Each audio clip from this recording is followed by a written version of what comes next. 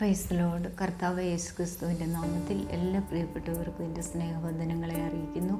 യെശയ്യാവ് 49:15 ഒരു സ്ത്രീ തൻ്റെ കുഞ്ഞിനെ മറക്കുമോ? താൻ പ്രസവിച്ച മകനോട് കരുണ കാണിക്കാതിരിക്കുമോ? അവർ മറന്നാലും ഞാൻ നിന്നെ മറക്കുകയില്ല എന്ന് പറഞ്ഞ് നമ്മുടെ കർത്താവിൻ്റെ സ്നേഹം. എൻ്റെ കുടുംബത്തിൽ എൻ്റെ മാതാപിതാക്കൾക്ക് ഞാൻ ഏക മകളായിരുന്നു. എനിക്ക് 6 സഹോദരന്മാരായിരുന്നു.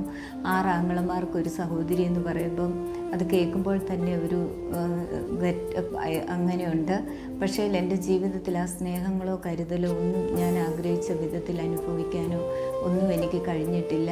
എൻ്റെ പപ്പായ ഒരു വലിയ കോപിഷ്ഠനായ ഒരു വ്യക്തിയായിരുന്നു. എൻ്റെ അമ്മയെ എപ്പോഴും ഉപദ്രവിക്കുകയും ഞാൻ അതിൻ്റെ മധ്യത്തിൽ വളരെ വേദനാജനകമായ ജീവിതമായിരുന്നു. എൻ്റെ ചെറുപ്രായം മുതൽ വളരെ ഭാരത്തിലും ഒക്കെ ഉള്ള ഒരു ജീവിതമായിരുന്നു.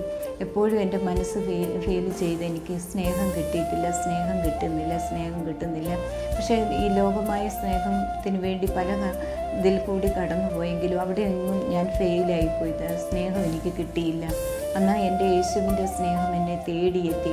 അപ്പോൾ എനിക്ക് മനസ്സിലായി, എൻ്റെ ശൂന്യമായ ആ അവസ്ഥയിൽ എൻ്റെ യേശുവിൻ്റെ സ്നേഹമായിരുന്നു എനിക്ക് കിട്ടാതിരുന്നത്.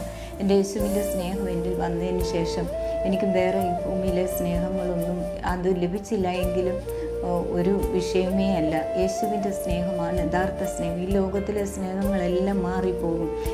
കാലാവസ്ഥ മാറുന്നതിനനുസരിച്ച് മനുഷ്യൻ്റെ സ്നേഹം മാറിപ്പോകും. എന്നാൽ യഥാർത്ഥ സ്നേഹം നമ്മുടെ കർത്താവ് യേശുവിന് മാത്രമേ നമ്മളെ സ്നേഹിക്കാൻ കഴിയത്തുള്ളൂ. എന്നെ കേൾക്കുന്ന പ്രിയ മക്കൾ ആരെങ്കിലും ഏതെങ്കിലും വിധത്തിൽ നിരാശരാണോ? സ്നേഹം കിട്ടാതെ തിരസ്കരിക്കപ്പെടുന്നുണ്ടോ? നിങ്ങൾ ഭാരപ്പെടേണ്ട. തീർച്ചയായിട്ടും യേശു നിങ്ങളെ സ്നേഹിക്കുന്നുണ്ട്. ആ കർത്താവിൻ്റെ സ്നേഹം മാത്രമാണ് യഥാർത്ഥ സ്നേഹം. ദൈവം എല്ലാവരെയും അനുഗ്രഹിക്കട്ടെ. എൻ്റെ അനുഭവമാണ്. Thank you. God bless you all.